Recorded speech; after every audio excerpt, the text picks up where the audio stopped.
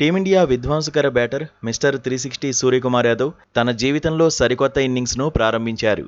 సూర్య, దేవిషా దంపతులు తల్లిదండ్రులుగా ప్రమోషన్ పొందారు. దేవిషా శెట్టి పండింటి బిడ్డకు జన్మనివ్వడంతో సూర్యకుమార్ యాదవ్ ఇంట్లో పండగ వాతావరణం నెలకొంది.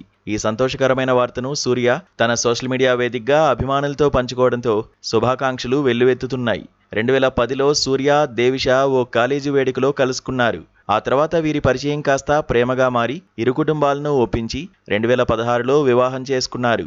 సుదీర్ఘ నిరీక్షణ తర్వాత వారికి మొదటి సంతానం కలిగింది. బిడ్డ రాకతో సూర్యకుమార్ యాదవ్ కుటుంబంలో కొత్త వెలుగులు నిండాయని సన్నిహితులు చెబుతున్నారు. ఈ వార్త తెలిసిన వెంటనే టీమిండియా సహచర ఆటగాళ్లు రోహిత్ శర్మ, విరాట్ కోహ్లీ సహా పలువురు క్రికెటర్లు శుభాకాంక్షలు తెలిపారు. తండ్రైన ఆనందంలో ఉన్న సూర్య తన బిడ్డతో దిగిన ఫోటోలను షేర్ చేస్తూ మురిసిపోతున్నారు. దేవిషా, బిడ్డ ఇద్దరూ క్షేమంగా ఉన్నారని వైద్యులు వెల్లడించారు.